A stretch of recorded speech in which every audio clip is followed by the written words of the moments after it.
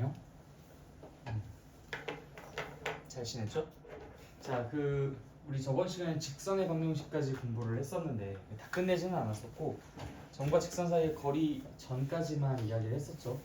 근데 이제 마지막에 공부했었던 내용이 굉장히 중요한 내용이라서 그 부분의 내용을 다시 한번 좀 짚어보고 그 바탕으로 우리가 이제 좀 원의 방정식에서도 비슷한 얘기를 해야 되니까 한번 좀 복습을 진행하고 나가도록 하겠습니다. 우리가 마지막에 공부했었던 것이 두 개의 직선을 딱 긋고 분명히 교점이 생기죠? 그 교점을 지나는 어떤 직선의 방정식, 이 빨간색, 이 직선의 방정식을 만들 때 그 직선의 방정식은 어떤 형태로 만들면 되겠는가 라고 이야기를 했었고요. 그때 이제 우리가 내렸었던 결론이 어떤 결론이었냐면 얘가 ax 플러스 by 플러스 c는 0이고 얘가 a 프라임 x 더하기 b 프라임 y 더하기 c 프라임이 0이라고 한다면 이 빨간색 직선은 ax 더하기 by 더하기 c 더하기 k 곱하기 a 프라임 x 더하기 b 프라임 y 더하기 c 프라임은 0이다 라는 이 형태로 쓰면은 그게 이 빨간색 직선의 방정식이 될 수 있다 라고 말씀을 드렸었어요. 그러니까 이 직선을 나타내기도 하고 뭐 이 직선을 나타내기도 하고 뭐 이런 직선을 나타내기도 하겠지. 그러니까 이제 K라는 어떤 미정계수를 이용해서 표현을 하는 거 아니겠습니까? 그렇죠? 자, 이래서 이제 우리가 걔가 진짜 이 빨간색 직선의 방정식이 될 수 있는지 그걸 검증하기 위해서 두 가지 조건에 대해서 이야기를 좀 나눠보면 된다고 했었어요. 첫 번째, 뭐인 것을 먼저 확인해야지? 직선의 방정식인지. 그다음 두 번째, 무엇인 걸 확인해야지? 이 교점. 이걸 우리가 P, Q라고 했었죠? 그래서 P, Q라고 했을 때 그 P, Q를 대입했을 때 참이 되는 식인지 이 두 가지를 확인해 보면 된다라고 이야기를 했었어요. 한번 확인해 볼까? X랑 Y로 이루어져 있는 1차 방정식의 형태이기 때문에 우리는 1번 맞다라고 할 수 있습니다. 그러니까 직선의 방정식이긴 하지, 그치? 2번, 저 P, Q를 지나냐라고 했을 때 대입했을 때 참이 되는지 여부를 생각해 보면 되는 거잖아, 그치? 그래서 AP 더하기 BQ 더하기 C 더하기 A 프라임 P 더하기 B 프라임 Q 더하기 C 프라임 그 두 개를 각각 값을 계산해 보시면은 그게 이제 성립하는지 그렇지 않은지를 확인해 볼 수 있었는데 이 P, Q라는 것은 이 직선 위에 있는 것이기도 하고 저 직선 위에 있는 것이기도 하니까 여기에 대입하나 저기에 대입하나 둘 다 어땠었어요? 참이 됐었죠, 그렇죠? 즉 여기에 대입했을 때 참이라는 것은 이 시계값이 0이라는 거고요. 여기에 대입했을 때 참이라는 것은 이 시계값이 0이라는 거겠죠. P랑 Q를 대입했을 때의 시계값 말이야. 즉 그렇다는 것은 여기에 P, Q를 대입했을 때 이 값은 0이 될 것이고요.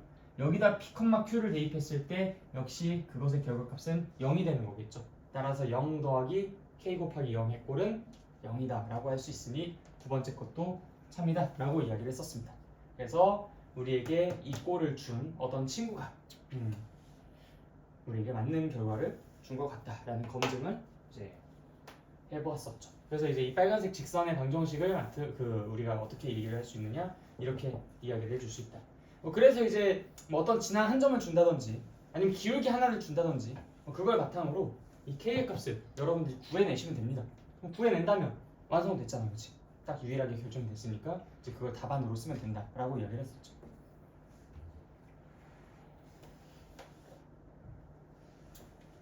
그리고 이제 그때 무슨 얘기를 또 했었냐면 만약에 여러분들이 시험장에 가서 이 방식이 이 식이 기억이 나지 않는다 라고 하더라도 이 문제 풀 수 있다고 했나 없다고 했나? 풀 수 있다고 했죠, 그렇죠? 우리는 이미 중2 때 이 문제를 풀었었어요. 실제로 두 개의 직선 딱 그려놓고 다음 중 이 두 개의 그래프의 교점과 그 다음에 어떤 지나는 한 점 딱 주어놓고서 그 두 개 점을 지나는 뭐 1참수 식을 구해라 아니면 직선의 방정식을 구해라 이런 문제들 풀어봤단 말이야. 실제로 풀어봤어요. 여러분들 많이 맞추기도 했었을 것이고 그때 이제 나왔었던 문제랑 이 문제랑 사실상 똑같은 문제거든. 그러니까 그때 풀었었던 그 방식을 이용해서 이 문제를 풀어도 어차피 똑같다. 전혀 다른 게 없다. 그래서 이제 그렇게 풀어주셔도 된다. 다만 연습할 때는 그렇게 풀면 안 된다. 왜? 우리가 이 방식을 공부하는 게 목적이지 이 문제를 푸는 게 목적이 아니야. 그치? 오케이. 복습이 됐고요. 자, 그 다음에 점과 직선 사이의 거리. 이게 이제 내가 저번 시간에 말씀드렸던 여기에서의 그 증명 과정이라든지 그 아이디어랑 아니면 뭐 계산 과정 아니면 이게 뭐 갖고 있는 어떤 뭐 의미 뭐 이런 것들이 중요하다면 내가 먼저 뭐 여러분들에게 야 이거 중요해 이거 꼭 좀 기억해둬라고 말씀을 드렸었을 거예요. 그런데 사실 이 점과 직선 사이의 거리 공식을 유도하는 과정은 간단히 바이블 한번 펼쳐보시면 392페이지 있거든요. 392페이지에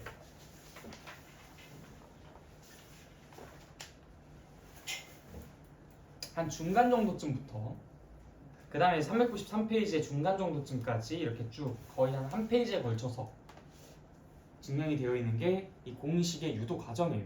조금 이따가 한 줄 한 줄 살펴보면서 유도를 해보기는 할 거야. 직접 다 쓰기보다는 여러분들이 이 책을 보면서 다시 한번 좀 익혀볼 수 있도록 여기 책에 적혀 있는 요 식이 어떻게 만들어지게 됐는지, 그 다음에 이제 걔네들은 이제 어떤 식으로 그 다음 맥락으로 이제 어떻게 진행이 될 것인지 이런 것들을 이 책을 바탕으로 내가 하나 설명을 해줄 거니까 따로 메모할 것은 없어요. 필기할 만한 것도 아니고 책을 보았을 때 이해가 될 정도만 되면 돼.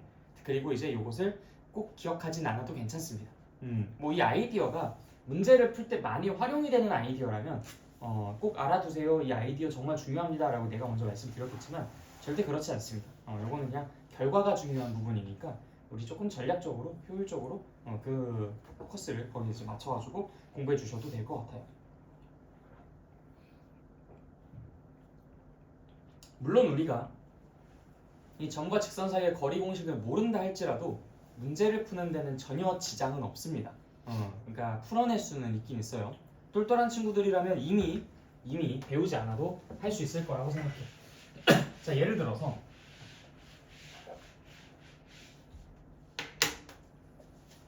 뭐 y는 2x 플러스 3이라는 그 직선과 몇 콤마 몇이라고 할까? 일단 이 점과 다른 곳에 있어야 되는 이 점이 이 직선과는 다른 곳에 있어야 돼. 1,0을 한번 해볼까? 1,0요? 좀 계산하기 편하게 원리가 중요한 거니까.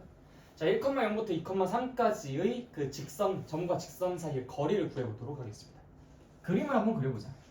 자, y는 2x 더하기 3 하면은 너는 좀 그림 잘 그려주는데? 자, 1,0은 여기가 한 3칸 정도쯤 되니까 1,0은 요 정도쯤 있겠죠? 자, 그러면 이제 여기서 거리라 하면 어떤 걸 말하는 거냐면 이렇게 수직거리를 말하는 거겠죠. 이렇게 수직거리 맞나요? 난 지금 여기 있는 이 거리가 궁금한 겁니다. 네. 아주 만족스러워. 자, 그러면 지금 여기에서 우리가 알고 있는 정보들을 한번 좀 취합을 해보도록 할게요. 내가 지금 이 길이를 구하고 싶은데 여기서 이 점과 이 점까지의 거리는 아니면 이 점부터 내가 여기다가 이렇게 연직 위로 수직하게 선을 한번 그려볼까? 이렇게 했을 때 여기서부터 여기까지의 거리는 내가 맘만 먹으면 구할 수 있어요. 여기서부터 여기까지의 거리는 이 두 개의 x좌표의 차이고요. 얘에서부터 얘까지의 차이는 이 두 점 사이의 y좌표의 차이죠. x가 1일 때의 함수값은 분명히 1,5니까 이 거리는 5가 될 것이고요. 이쪽으로 생각한다면 여기는 1,0이고 여기는 얼마겠어? y가 0이 될 때 x의 값인 거니까 마이너스 2분의 3이겠죠, 그렇죠?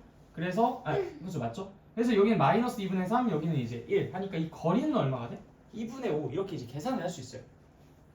그러면 여러분들이 이 거리를 알고 있다면 얘네들 사이의 길이 b를 통해서 얘를 구할 수 있을 것이고 마찬가지로 얘를 알고 있다면 얘네들 사이의 길이 b를 가지고 얘를 구할 수가 있게 됩니다. 맞아요? 그런데 이 변대 사이의 길이는 대체 너가 어떻게 구하느냐? 구할 수 있어요. 이거 기울기가 얼마나 그랬지? 2죠. 이게 기울기가 2라는 것은 이 커다란 삼각형에서 한번 봐봐. 이 짧은 것과 중간 것 사이의 길이가 몇 대 몇이 됩니까? 1대 2가 되죠. 그럼 이게 1대 2대 긴 거는 그럼 몇이겠어? 루트 3 하면 죽거지. 1대 2대 루트 3 자꾸 입에 익어가지고. 그래서 내가 여러분한테 1대 2대 루트 3 이렇게 외우지 말고 1대 루트 3대 2 이렇게 작은 것부터 큰 순서대로 쫙 이렇게 부르라 라고 얘기를 했었던 거야. 이거 가지고 1대 루트 3대 2가 아니라 1대 2대 루트 3, 1대 2대 루트 3 그러면은 여기가 1, 여기가 2, 여기 루트 3 이래 버린다니까. 어떻게 왜 더 줄어들어? 여기가 1이고 여기가 2인데 왜 갑자기 줄냐? 몇이어야 돼 여기? 루트 5가 돼야 되는 거지, 그치? 그래서 여기가 1대 2대 루트 5가 되는 거니까 마찬가지로 1대 2대 루트 5가 되는 거고 1대 2대 루트 5가 되는 거예요. 그럼 내가 여기 있는 이 길이에다가 루트 5분의 2만 곱하면 얘가 만들어지고 여기 있는 이 길이에다가 루트 5분의 1만 곱하면 여기 있는 이 길이가 만들어지는 거야. 당연한 거겠죠, 그쵸? 아까 여기 있는 이 길이가 얼마라고 했지? 5라고 그랬죠. 그럼 여기 있는 이 길이는 얼마겠어? 루트 5가 되는 거야. 굳이 내가 공식 적용 안 시켜도 이 점과 직선 사이의 거리는 이런 아이디어를 이면 충분하게 구할 수 있어요. 근데 우리가 매번 이렇게 그림을 그리면서 하기가 싫으니까 이걸 공식화 시킨 거야. 그 공식이 바로 이거고. 무슨 말인지 알겠죠?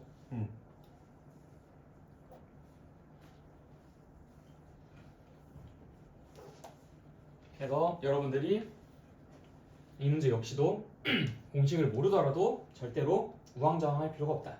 분명히 살아남을 수 있다. 그러니까 정신만 바짝 차리고 나름대로 그림 그려가지고 문제를 풀어주시면 된다. 알겠죠? 이건 책에도 소개가 안 되어 있고 해설에도 없는 내용이니까 여러분들 잘 기억해 두십시오. 혹시 메모가 필요하시다면 지금 여기 여백에 방문해 두시고.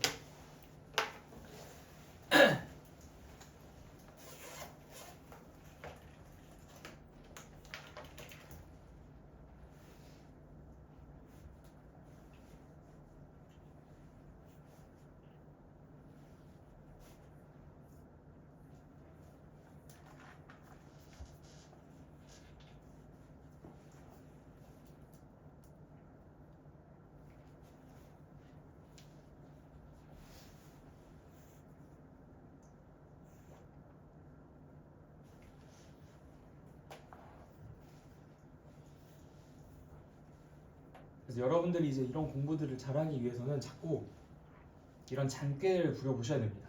나는 책에 없는 내용들을 어떻게 알았을까? 뭐 선생님이 예전에 알려줘서 나를 가르치던 선생님이? 아니야. 오히려 나 어렸을 때는 이렇게 얘기하니까 좀 세대 차이 나 보이네요. 우리 동네에서는 내가 살던 지역에서는 이런 것들에 관심이 없어요. 네. 그러니까 내 시대 때는 진짜 지금보다도 더 그랬죠. 막 그냥 따분하게 진짜 막 주입식 교육. 그렇죠. 요즘도 뭐 그게 막 그렇게 사라지진 않았겠지만 뭐 이렇게 결과, 공식 뭐 이런 거. 나는 이런 거 다 순수하게 내가 호기심에 의해서 궁금해서 생각한 거고 그래서 내가 만들어낸 거예요. 이거는 내가 전부 다 이렇게 해서 구할 수 있지 않을까? 내가 왜 꼭 굳이 공식을 외워야 돼? 이러면서 우리 얼마 전에 그 내분 외분도 공부했었죠. 그 월요일에 했었나? 그 내분 외분은? 내분 외분에서 내가 그 아이디어 그 있잖아. 이거 책에 설명 하나도 안 나와 있어요. 책에는 그 항상 뭐 비례식 가지고만 증명하는 바쁘지. 나는 고등학교 1학년 때 심지어 시험을 볼 때까지도 난 공식을 외우지 않고 문제를 푸는 걸로 이제 전략을 짜고서 이제 시험 준비를 했어. 공식을 외우지 않아도 나는 문제를 풀 수 있다. 뭐 그러다 깨졌겠지만 시간이 부족하더라고. 그러니까 공식을 안 외우면 시간이 부족하더라고. 어쨌든 뭐 그런 여러 가지 시행착오도 있긴 있었지만 나는 누군가가 뭔가를 알려주든지 책에 뭔가가 이렇게 나와 있다 하더라도 그냥 그걸 무턱대고 외우거나 받아들이지 않았어요. 그래서 내가 여러분한테도 정규 수업 때도 늘상 얘기하는 게 뭐야? 얘들아 공부할 때는 그 있잖아 그 좀 삐뚤어진 사회에 좀 불만 있는 것처럼 행동을 하셔야 된다고. 뭔가 좀 이렇게 그 양아치까지는 아닌데 양아치까지는 아니지만 그래도 뭔가 불만 가득한 왜요? 쉬운데요? 약간 이런 느낌으로 이런 느낌 학생이 돼야 돼. 불만 가득한 학생이 돼야 된단 말이야. 그러니까 이렇게 모든 것들에 수긍하고 순응하는 그런 사람이 아니라 모든 것들에 의문을 품고 비판을 하고 자꾸 뭐 잔꾀를 부리고 내가 왜 꼭 네 말을 들어야 되는데 약간 이런 느낌으로 그렇다고 내 말을 듣지 말아라 라는 얘기는 그건 아닌데 제가 왜 숙제를 해야 되는데요? 이건 아니야. 숙제는 해야 되지. 근데 이제 나는 근데 이런 건 되게 환영해요. 내가 이제 야 이건 이 문제 이렇게 풀면 되잖아 그러면은 왜 그렇게 풀어야 돼요? 이게 더 쉬운 것 같은데요? 막 이러면서 나랑 배틀을 붙는 거 나도 되게 좋아해요. 약간 좀 변태 같네요. 난 그렇게 이제 투닥투닥 하면서 훨씬 더 좋은 방법을 내가 소개해드릴 수 있다면 난 그게 그 수업이 오히려 더 의미가 있고 가치가 있다고 생각합니다. 내가 무조건 다 옳고 내가 무조건 제일 좋고 뭐 그런 건 아니야. 여러분들 중에서 나보다 훨씬 더 좋은 아이디어를 가지고 문제를 푼 사람도 있겠지. 그런 것들은 얼마든지 나한테 공유하면서 그건 나의 자존심을 짓밟는 게 아닙니다. 그거는 우리가 서로 성장하는 거예요. 그래서 이제 그런 것들이 있으면 여러분들이 얼마든지 나한테 배틀을 붙고 토론을 해봐도 됩니다. 근데 이제 그런 것들이 없이 그냥 단순히 내가 알려주는 모든 것들을 그냥 그대로 끄덕끄덕하면서 받아들이거나 그러진 않았으면 좋겠어요. 이거를 조금만 더 비판적으로 생각을 해보면서 좀 여러분들의 것으로 만들어내는 그 과정 속에 좀 주체성도 같이 섞여 있었으면 좋겠습니다. 알겠죠? 그냥 너무 수동적인 사람이 아니라 좀 더 이제 내가 주도적이고 좀 주체적이고 이렇게 공부를 해야 오래 기억에 남고 좀 의미가 있겠죠. 알겠지? 그래서 지금 이런 것들도 사실 내가 먼저 소개를 해드리긴 했지만 되게 고민이 많았습니다. 이걸 말을 할까 말까. 왜냐면 너네들이 스스로 꾀를 부려가지고 알아낼 수 있는 기회를 내가 또 걷어차는 거 아닌가 이런 고민이 좀 들긴 했는데 그냥 하나의 모범 사례로서 그냥 하나하나씩 톡톡 그냥 던지는 겁니다. 내가 말 안 하고 그냥 감춘 것들도 많아요. 여러분들이 스스로 발견하길 바라면서. 그러니까 이제 그런 것들도 여러분들이 뭐 공부를 해나가면서 너무 내가 알려준 거랑 책에 나와 있는 것들만 익히지 마시고 자꾸 스스로 뭔가 만들어내는 것도 있었으면 좋겠습니다. 알겠죠? 의외로 제법 많이 나와요. 이렇게 만들려고 생각한다면. 그럼 공식 한번 볼까? 자, 증명하고 있는 거 한번 보자. 책을 한 줄 한 줄 읽어 나갈 거예요. 자, 오른쪽 그림과 같이라고 되어 있는 부분부터 같이 읽겠습니다. 형광펜 쳐져 있는 그 줄이에요. 자, 오른쪽 그림과 같이 좌표 평면 위에 한 점 P에서 P를 지나지 않는 직선 L에 내린 수선의 발을 H라고 하자. 자, 그림 한번 확인해 볼까? 그렇게 체크가 되어 있는지. 점 P가 있고요. 직선 L이 있고요. 그 L에다가 수선의 발 내린 걸 H라고 표현을 잘하고 있죠? 이때 선분 PH의 길이를 점 P와 직선 L 사이의 거리라고 한다. 뭐 이거는 우리가 중학교 1학년 2학기 때 이미 공부했었던 내용이고요. 자, 점 P x1, y1이라고 세팅이 되어 있고요. 그래서 점 L ax 더하기 by 더하기 c는 0에 내린 수선의 발을 h, 즉 x2, y2라고 세팅을 하겠대. 다시 한번 그림 확인하시고요. 그렇게 되어 있죠. 그때 이제 이 점 P와 직선 L 사이의 거리는 선분 PH의 길이와 같다. PH의 길이를 우리가 구하기 위해서는 당연히 점과 점 사이의 거리 공식을 좀 이렇게 연상을 해볼 수도 있겠죠. 결국 우리가 x1 빼기 x2의 제곱 더하기 y1 빼기 y2의 제곱 그것에다가 루트를 취해주면은 그것이 거리가 될 텐데 그럼 내가 그것을 구하는 것에 좀 포커스가 맞춰지겠구나 라는 생각을 좀 할 법하죠, 그죠? 자, 그래서 이제 밑으로 내려가 봅시다. 일단 가장 일반적인 상황에 대해서 먼저 얘기하고 있어요. A도 B도 둘 다 0이 아니어서 좀 일반적인 상황, 즉 그림이 저 위에 있는 것처럼 그려지는 상황에 대해서 먼저 이야기를 하자. A가 0이거나 B가 0인 상황은 너무 쉬우니까 그건 내가 굳이 말하지 않아도 알 거라고 생각해요. 예를 들어서 1,2랑 y는 3 사이의 거리. 이거 모르는 사람 있냐? 1,2랑 y는 3인데 뭐 1,2랑 x는 5 사이의 거리. 이거 모르는 사람 있어요? 아니 그냥 선 하나만 찍 그리면 되잖아, 그렇지? 그거는 모르는 사람 없을 거야. 근데 그거는 중요한 건 아니고 둘 다 이제 0이 아닐 때 좀 직선이 좀 비스듬하게 그려졌을 때 그게 이제 좀 헷갈려서 그걸 좀 모르겠어서 우리가 이제 같이 보는 중 아닙니까? 그래서 이제 거기에 좀 집중을 하겠다라는 거예요. 자, 그래서 직선 L ax 더하기 by 더하기 c는 0에서 y는 마이너스 b분의 ax 마이너스 b분의 c라는 형태로 표준형으로 좀 정리를 하겠다라고 합니다. 당연하고요. 직선 L의 기울기는 마이너스 b분의 a다. 그렇죠. 직선 PH의 기울기는 그럼 뭐겠어요? 그 A랑 B 가지고 표현하자면 직선 L의 기울기가 마이너스 B분의 A라면 그럼 직선 PH의 기울기는 뭐라고 표현할 수 있을까? A랑 B를 사용해서 이 친구들 찾지 말고 판단해. 찾지 말고 판단하세요. 뭐라고 표현할 수 있겠어요?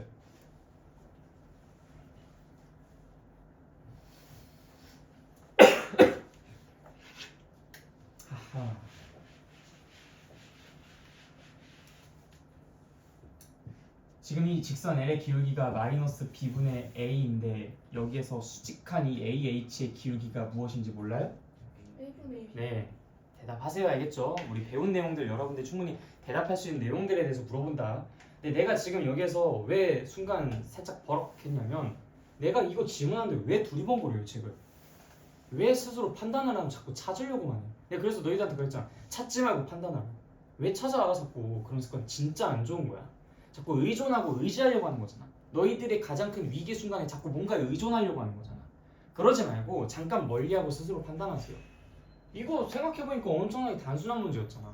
근데 그거 하나 내가 대답하는 걸 살짝 긴장했다는 이유로 책을 막 열심히 두리번거리고 찾아? 전부 다 그래 전부.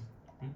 그게 너무 좀 속상해가지고 찾지 말라고 내가 그렇게 얘기한 겁니다. 그러지 마세요. 알겠죠? 질문을 할 때는 일단 제일 먼저 판단을 하세요. 판단을 하다가 안 되겠을 때 찾는 거야.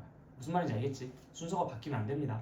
자 어쨌든 그래서 이 pH의 기울기는 우리가 a분의 b라고 둘 수가 있는데 이거를 우리가 x1과 x2를 가지고도 표현이 가능하죠. 그래서 바로 밑에 줄 이 직선 pH의 기울기는 x2-x1분의 y2-y1입니다. 그래서 이제 우리가 이 x2-x1 분의 y2-y1이라는 것을 a분의 b라고 쓸 수가 있고요. 그래서 x2-x1 분의 y2-y1이라는 것이 a분의 b였기 때문에 우리는 지금 여기에서 오른쪽 식처럼 만들어줄 수 있대요. 자, 이건 내가 굳이 한번 쓴 이유가 있어요. 이거 바로 한 번에 넘어가는 게 좀 여러분들이 어색하실 것 같아서 자, 양변에다가 뭐 해주겠다는 거냐면 x2 빼기 x1을 곱해주고요. 그럼 얘 없어지겠지? 그 다음 여기에 생기겠지? 그 다음 양변에다가 b를 나눠주겠다는 겁니다. 그럼 여기 b 없어지겠지? 여기 b 생기겠지? 그 모양이 저 모양이야. a분의 x2-x1은 b분의 y2-y. 일단 이 식이 왜 나왔는지 알겠죠? 혹시 이거 바로 넘어가는 거 이해가 안 될 것 같으면 중간에 이거 적어놔. 중간에 이거 적어놓고 그 다음에 이제 내가 양변에다가 x2 빼기 x1을 곱해주고 양변에 b를 나눠주면 되겠구나. 이거 생각 한번 해보시면은 바로 이렇게 옆으로 넘어가는 게 가능하실 겁니다.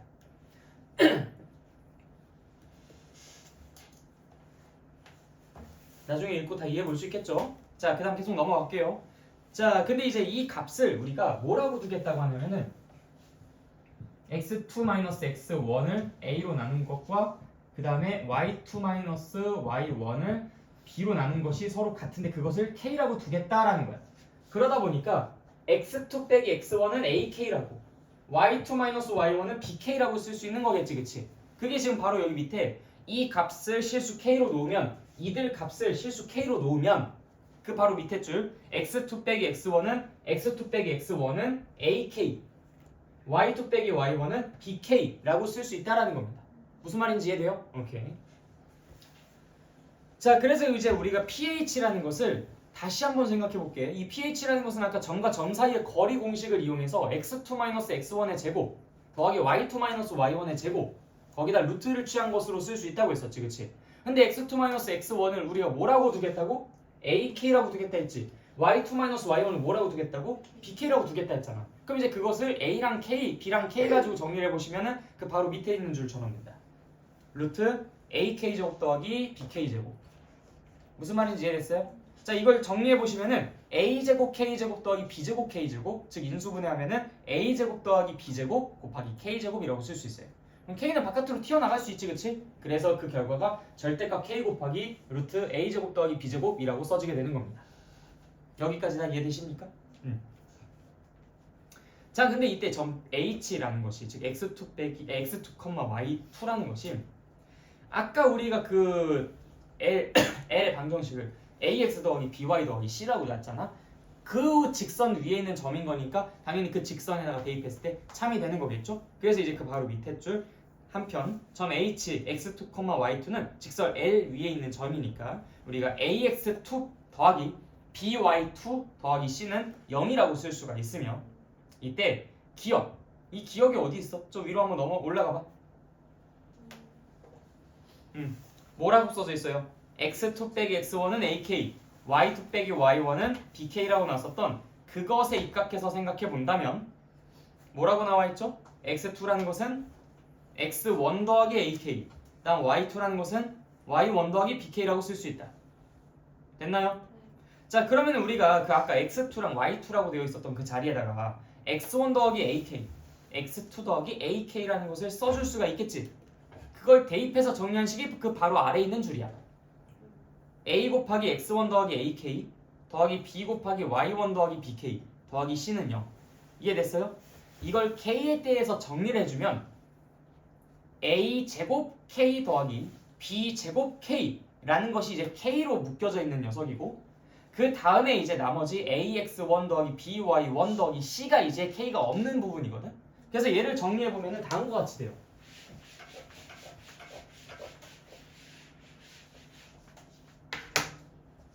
a 괄호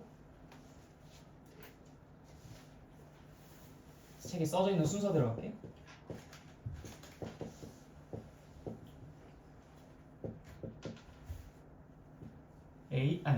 BK가 되겠죠. 자, 이거를 내가 A제곱 K 더하기 B제곱 K 더하기 AX1 더하기 BY1 더하기 C는 0이라고 쓸 수가 있고요. 맞죠? 이걸 그냥 쭉 전개한 거야. 여기 써져 있는 이 식을 쭉 전개한 거야. 그때 이제 얘를 묶어줘. A제곱 더하기 B제곱 K는 마이너스 괄호 AX1 더하기 BY1 더하기 C 괄호 닫고 이렇게 쓸 수가 있죠. 그럼 여기서 이 K라는 것이 의미하는 게 뭡니까? A제곱 더하기 B제곱 분의 마이너스 AX1 더하기 BY1 더하기 C 이렇게 되는 거겠지, 그치? 그게 바로 써져 있는 게 저죠. 오른쪽에 따라서라는 부분. 그러니까 중간에 이제 이게 생략되어 있는 거죠. 이거를 풀어서 이렇게 되고 이걸 인수분해하고 양변에 이걸로 나눠줘서 이게 된다라는 이 두 줄이 생략되어 있으니까 이제 여러분들이 좀 이거 보고서 멍할 수도 있어요. 그런데 이해는 되죠, 그쵸? 어떻게 이 결과가 나왔는지. 자, 그럼 그 다음 페이지로 넘어갑시다. 따라서 지금 마지막에 나오는 그 결론을 저 니은이 아까 저 왼쪽 페이지에 뭐가 있었지? 절대값 K 곱하기 루트 A제곱 더하기 B제곱이라고 되어 있는 부분이 있었죠? 거기에 있는 그 K에다가 이걸 대입하겠다는 거예요. 그 절대값 K에다가 이 K 자리에다가 이걸 대입하겠다고. 그럼 이제 어떤 식이 만들어지느냐? 절대값 기호 안에 이제 얘가 들어가는 거죠, 얘가. 어차피 절대값 기호 안에 얘가 들어가나 이게 빠진 채로 들어가나 상관이 없잖아. 그래서 여기에 그냥 이렇게 써져 있는 거야. 그러니까 당황하지 마세요. 선생님 여기 K는 마이너스가 원래 있었는데 이 마이너스 어디 갔어요? 이러지 마시고 마이너스가 있든 없든 어차피 절대값 2나 절대값 마이너스 2나 똑같은 거잖아요, 그렇지? 그래서 얘는 그걸 싹 빼고 그냥 쓴 겁니다. 마이너스 K를 대입한 게 아니야. K를 대입했는데 그냥 그건 절대값 안에 들어가는 거니까 있으나 없으나 똑같아서 그냥 그건 뺀 상태로 집어넣은 거고요. 그래서 이제 거기에다가 우리가 계산을 해주시면은 A제곱 더하기 B제곱이 분모했고 분자에 루트 A제곱 더하기 그러니까 루트 A제곱 더하기 B제곱이라는 것이 있으니까 그들이 서로 약분이 되어서 분모에 루트 A제곱 더하기 B제곱만 남아있는 형태로 마지막 최종 정리가 됩니다. 그래서 따라서 결과만 기억하시면 돼요. 우리는 디스턴스 약글자 D를 따서 D는 뭐라고? 루트 A제곱 더하기 B제곱 분의 절대값이 있고요. 자, 여기가 중요해. AX1 더하기 BY1 더하기 C인데 이거를 어떤 식으로 기억하시면 되냐면 우리가 지금 AX 더하기 BY 더하기 C는 0이라는 것과 X1, Y1 사이에 점과 직선 사이 거리 공식을 구하고 싶었던 거잖아. 이 분모에 들어가는 것은 각각의 개수의 제곱의 합이 들어가는 거예요. 루트에다가. 그 다음에 이 분자에 들어가는 것은 얘에다가 마치 얘를 대입한 식의 값을 쓰는 겁니다. 원래 사실 여기다가 이걸 대입하는 건 말도 안 되는 짓이었어요. 그쵸? 왜? 아니 x1, y1이라는 것이 이 직선 위에 있는 점이가? 아니었잖아. 그치? 그러니까 여기다 원래 얘를 대입하는 건 뭐 아무런 의미와 아무런 가치도 없는 짓이었어요. 그런데 그냥 결과상 보니까 마치 여기에 이걸 대입한 것처럼 보이는 결과가 나타나더라. 이렇게 기억해 두시면 됩니다. 알겠죠? 자, 그럼 이그젠플 한번 풀어볼까? 이그젠플이 없네. 자, 그 밑에 있는 개념 콕콕 풀어봅시다. 자, 점 3,1과 3x-4y 더하기 5는 0 사이의 거리를 구하라. 자, 그럼 우리가 공식 어떻게 쓴다고? 일단 개수들의 제곱의 합을 쓸 거야. 자, 그러면은 일단 루트 각각의 개수들 제곱 합 얼마예요? 25 하니까 이제 얘는 5라고 쓰면 되겠죠, 그렇죠? 분해하고서 요 자리에다가 요 식에다가 마치 이 점을 대입해서 구해낸 식의 값을 써주면 되는 거야. 대신 절대값을 붙여서 거리니까 알겠죠? 자, 그래서 이제 몇 컴마요? 3,1이라는 것을 저기다 대입을 해본다. 그럼 뭐가 나와요? 9 빼기 4 더하기 5 하니까 얼마야? 10이네? 오케이. 10 절대값 잊지 마시고. 알겠죠? 얼마야? 5분의 10이니까 답은 2. 그래서 이제 요 결과를 계산하는 것 요것만 이제 여러분들이 잘 하시면 됩니다. 알겠죠? 그러니까 이걸 외우고 계산하는 거 요것만 잘 하시면 그 전에 뭐 유도하는 거 과정 이런 건 그렇게 딱히 중요하진 않아요.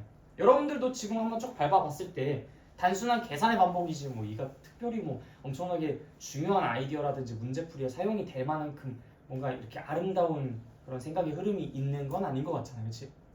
그렇기 때문에 이 과정 자체는 그렇게 크게 여러분들이 집중하지 않으셔도 괜찮다. 그리고 앞서 말씀드렸듯이 만약에 내가 정말 중차대한 순간에 이걸 까먹었어. 그럼 어떻게도 할 수 있다? 그림 그려서도 할 수 있다. 근데 그 그림 그려서 문제를 푸는 게 지금 방금 우리가 이 개념 콕콕 1번 문제를 풀 때의 이 속도보다 현저히 느리겠죠, 그렇죠? 그렇기 때문에 이걸 모른 채로 자꾸 그렇게만 연습을 하게 된다면은 효율성에서 남들보다 몇 배 이상의 시간이 더 들 수밖에 없다. 경쟁력이 그만큼 떨어질 수밖에 없다. 그거는 꼭 기억해 두시고, 알겠죠?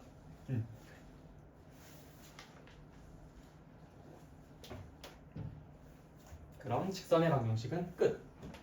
자, 그럼 우리 원의 방정식 한번 나가볼까?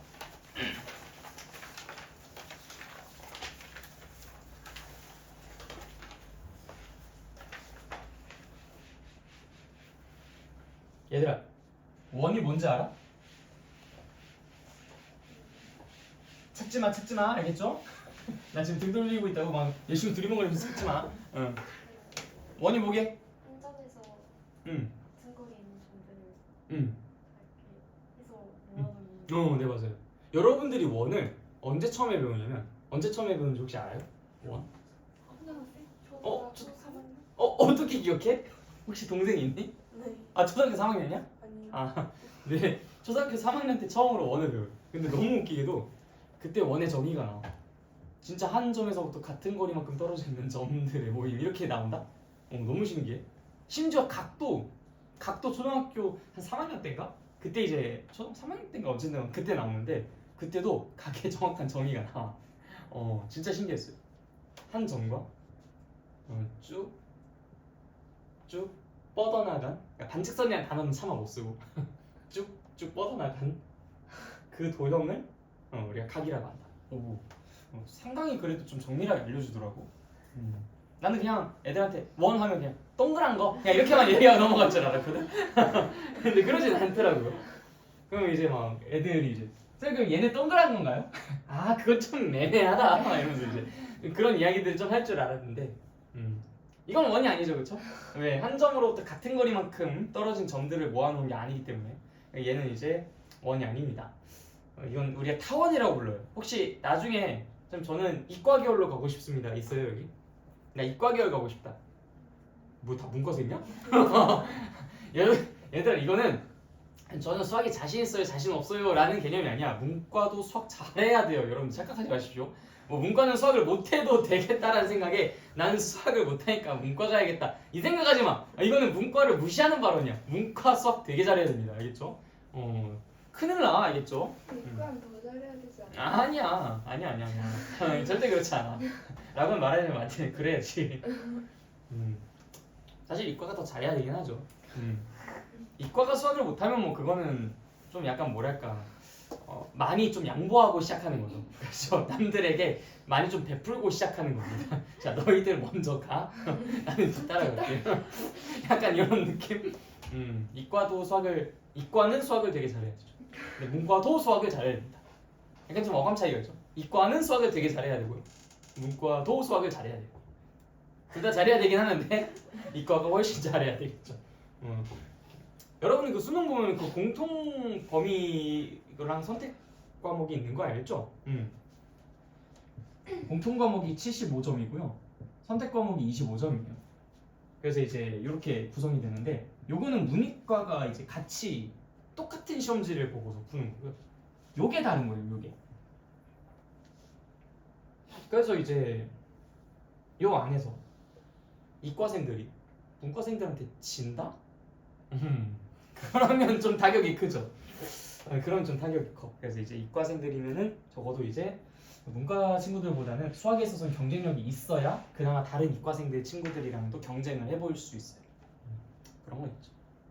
근데 내가 뭐 얘기하다가 이거지? 아, 맞아. 근데 내가 이과 계열로 가고 싶다 하면 이제 거기에서 선택 과목 중에서 확률과 통계, 미분과 적분, 그 다음에 기하 이렇게 셋 중에서 하나를 선택을 하게 되는데 이제 그 기하라는 그 기하라는 과목에서 타원이라는 것을 공부를 합니다. 아까 우리가 공부했었던 것이 타원인데 이 타원은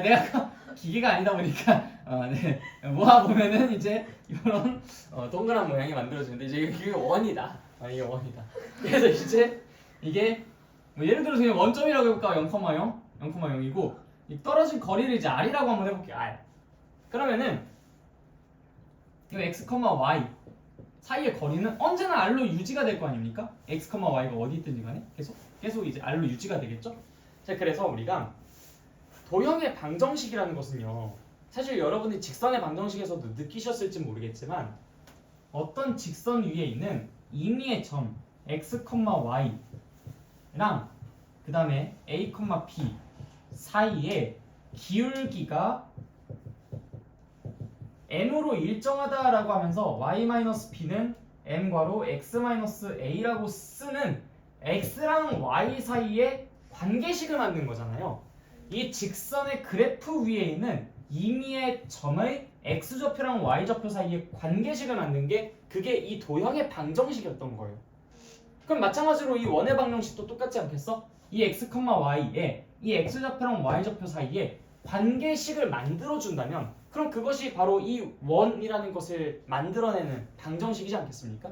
그래서 도형의 방정식 그리고 자취의 방정식 이 모든 개념들은 서로 이 도형 위에 있는 그 임의의 점에 x좌표와 y좌표 사이에 관계식을 물어보는 것이다 라는 것으로 생각해 주시면 되겠습니다. 여러분들이 앞으로 그런 단어들을 되게 많이 마주하실 거예요. 알겠죠? 그럼 이 원의 방정식을 우리가 어떤 식으로 만들어주면 될까? 지금 직선의 방정식 만들듯이 x 빼기 a라는 것의 제곱 더하기 y 빼기 b라는 것 a가 어디고 b가 어디 있어요? 바보야. x 빼기 0의 제곱과 y 빼기 0의 제곱 이 두 개를 더한 것에 루트를 취한 것이 그것이 얼마다? 그게 반지름의 길이다. 근데 아무래도 좀 정리된 식에서 루트가 나오는 건 좀 짜증나니까 x제곱 더하기 y제곱은 r제곱이다 라는 형태로 이 식을 유도를 해낼 수가 있겠죠. 당연한 얘기죠, 그렇죠? 이게 이 원을 나타내는 원의 방정식입니다. 원점을 중심으로 하고 반지름의 길이가 r인 원의 방정식 x제곱 더하기 y제곱은 r의 제곱. 아시겠죠? 근데 이거를 a, b라고 한번 바꿔볼게요. 반지름의 길이는 그냥 r로 유지시키고 그럼 당연히 여기서 뭐만 바뀌면 되겠습니까? x 빼기 a의 제곱 더하기 y 빼기 b의 제곱은 r제곱이라는 걸로 바뀌겠죠. 그렇죠? 그래서 이게 원의 방정식의 기본형 요게 원의 방정식의 표준형이라고 이야기를 합니다. 왜? 많은 정보들을 우리에게 주고 있죠. 중심의 좌표도 알려주고 있고요. 반지름의 길이까지도 알려주고 있어요. 상당히 친절한 친구죠. 그렇죠? 그렇기 때문에 얘는 표준형이라는 이름이 붙게 됩니다. 그러면 좀 버릇없는 친구는 어떻게 생겼을까요? 이거를 냅다 전개해가지고 마치 x제곱 더하기 y제곱 더하기 2x 더하기 4y 플러스 어느 정도쯤으로 나와야 될까? 예를 들어서 마이너스 13은 0 이런 식으로 나온다면 그럼 그때는 우리가 도대체 무슨 어디가 중심이고 반지름이고 뭐야 도대체 하면서 이제 좀 짜증이 나는 그렇기 때문에 이제 얘는 불친절한 원의 방정식의 일반형이라고 부를 만하죠. 그렇죠? 대충 이제 좀 느낌이 오시죠? 뭐가 기본형인지 뭐가 표준형인지 뭐가 일반형일지 굳이 배우지 않아도 그런 것들은 충분히 파악이 가능합니다. 자 어쨌든 그래서 우리가 요거까지 같이 살펴봤습니다. 그게 이제 403페이지의 내용입니다. 원의 방정식의 표준형, 유도 과정까지 별 내용 없죠, 그렇죠? 쉽죠? 자 넘어가겠습니다. 원의 방정식의 일반형 방금 전에 살짝 한번 얘기를 해줬고 그리고 저기 밑에 뭐 형광펜 쫙 쳐져 있는 뭐 중심의 좌표가 마이너스 2분의 a, 뭐 마이너스 2분의 b 있던 거 다 외울 필요 없습니다. 왜? 내가 안 외우고 있거든요. 뭐 2분의 뭐야 좀 뭐라고 써져 있어? 루트 a 제곱 더하기 b 제곱 마이너스 4c 뭐 이게 뭐 반지름 길이다? 몰라 나 이런 거 왜 외워 이런 거? 그냥 여러분들이 표준형으로 만들어줄 수만 있으면 되는 거 아니야? 자 예를 들어서 이그젠플이 하나 남아있나? 자 저 이그젠플 한번 같이 풀어보자. x 제곱 더하기 y 제곱 마이너스 8x 플러스 y 플러스 는 0이라고 제시된 일반형 버릇없게 생겼잖아요. 그치? 우리한테 막 아무런 정보도 주지 않고 꼭 숨겨놓고 있는 그런 아이를 우리에게 정보를 잘 제공하는 그런 형태의 표준형으로 바꿔보자. 표준화시킨다라고 하겠죠. 그쵸? 자 그러면은 여기에서 당연히 x제곱과 마이너스 8x 얘네들을 가지고 신경을 좀 써서 뭐의 제곱의 형태로 만들어줄 것 같은데 당연히 뭐의 제곱이 만들어지겠어요? x-4의 제곱이 되겠지. 그래야 얘네 두 개가 만들어지지 않겠습니까? 근데 내가 항상 이거 할 때마다 여러분들한테 매번 강조하는 게 있어요. 자 나는 지금 x제곱 마이너스 8x를 만들어주고 싶었는데 지금 얘가 뭘 만들었어요? x제곱도 만들고 마이너스 8x도 만들었지만 더하기 16도 만들었어요. 안 되잖아 그러면. 바로 잊지 말고 옆에다가 적어주세요. 괜히 이거를 나 나중에 해야지 뭐 이항시켜 놓은 상태를 가정하고 좀 우변에다가 나중에 써야지 하지마 제발. 그러다 틀리잖아. 여러분들 100문제 풀어서 100문제 다 맞을 자신 없으면 그거는 하지 마십시오. 그래서 안정적으로 가셔야 돼. 안정적으로. 이러면 안 까먹잖아. 물론 내가 이제 기억력이 좀 금붕어라서 나는 매번 까먹어서 난 매번 틀렸기 때문에 나는 이렇게 이제 생존 전략을 짠 것일 수도 있어요. 그치만 여러분들도 혹시 진짜 만에 하나 정말 중차대한 시험에서 이거 하나 삐끗해가지고 실수로 틀리면 얼마나 속상하겠습니까? 웬만하면은 바로바로 옆에다 쓰시라. 그리고 그렇게 시간 오래 걸리는 거 아닙니까? 자 그 다음에 요거랑 요거 가지고는 또 뭘 만들 수 있을까요? 플러스 네 y 플러스 2의 제곱 하고서 바로 여기 옆에다가 마이너스 4 그 다음 저 구경하고 있었던 애 있잖아. 이거 바로 써주시고 이렇게. 그럼 정리하면 쉽잖아. 이거 얼마야? 마이너스 20에다가 플러스 11하면 이거 마이너스 9 해서 넘어가면 이제 9. 뭐 요거 계산 못하는 것까지는 내가 책임져 드릴 수는 없어요. 알겠죠? 네. 자 그래서 이제 계산 안정적으로 하시면은 x-4의 제곱 그다음 더하기 y 플러스 2의 제곱은 9가 되니까 오케이. 점의 좌표 중심 몇 컴마 몇? 4, 마이너스 2 반지름의 길이는 3이라는 거 구해내기만 하면 되잖아. 뭐 이걸 우리가 뭐 여기 위에 형광펜 공식만 이용해가지고 막 구해야 되나? 뭐 점의 좌표를 뭐 이렇게 하고 반지 안 외우고 있어요. 일단 내가 안 외우고 있으니까 여러분들께도 내가 외우라는 말 절대 안 합니다. 알겠죠? 그럼 그러지 않아도 충분히 생존 가능하니까. 알겠죠? 형광펜을 왜 쳐놓은 건지 모르겠어요. 자 넘어가. 그 다음에 좌표축과의 위치관계. 아니 그렇게 많이 안 넘어가. 바로 옆에 있잖아 오른쪽. 자 너무나 상식적인 얘기를 해볼게요. 어떤 원의 중심의 좌표가 2,3이라고 합시다. 근데 이 원이 y축과 접한대요. 자 반지름 길이가 얼마일까? 야! 왜 대답이 안 나와? 얼마? 2 그치. 깜짝이야. 반지름 길이는 2죠 그쵸? 자 x축과 접한다. 반지름 길이는 얼마야? 3 그쵸. 너무 쉽죠. 그래서 y축과 접하는 원의 방정식은 무엇입니까? 라고 물어보면 당연히 쓸 수 있겠지? 얼마라고? 얼마라고? 4 4. x축에 접한다 그러면 당연히 9. 이런 식으로 쓸 수 있잖아. 너무 간단하죠, 그렇죠? 자, 그럼 이번에는 반지름의 길이를 알려주고 이 중심좌표를 조금 숨겨보겠습니다. 반지름의 길이는 3이야. 그런데 4,K라는 것을 중심으로 하고 x축과 접하는 그 원이 그려진다고 할게요. K는 얼마일까요? 난 모두가 대답할 때 답을 체크할 거예요. K는 얼마일까요? X축과 접하는 겁니다. 상상을 하십시오. 상상을. 4,K라는 그 점의 위치를 상상해봐. 그리고 반지름의 길이는 3이야. 근데 X축과 접한대. 그럼 이때 이 K 값이 뭐가 될 수 있을지 그걸 한번 생각해보는 거야. 다 얘기해봐. 눈빛으로라도 얘기해줘. 뭐 고개로라도 이렇게 3이라고 하든지 뭐 1이라 생각하면 이렇게 하세요. 여러분의 소신을 믿으십시오. 뭐라 생각해요? 다 말할 때까지 내가 볼 거야. 3? 다 3이야? 아이고 3 아니야. 뭘까? 3이랑 얘기하면 다 틀립니다, 여러분. 그렇지, 마이너스 3. 야, 4, 마이너스 3에 있을 때도 x축에 접하게 그림 그릴 수 있잖아. k가 왜 꼭 3이어야 돼? 3도 되고 마이너스 3도 되죠. 메모해 두십시오. 그러니까 우리가 중심의 점의 좌표가 나와 있을 때 반지름을 구하는 상황에서는 그냥 뭐 이렇게 딱 찍어놓고 여기 이렇게 접하면 되겠는데? 하고서 반지름 길이는 딱 유일하게 하나로 나올 거예요.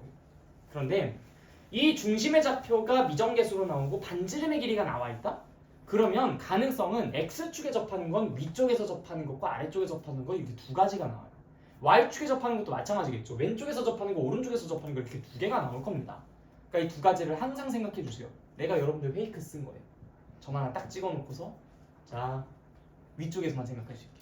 그러니까 이런 거 속으시면 안 돼. 알겠죠? 근데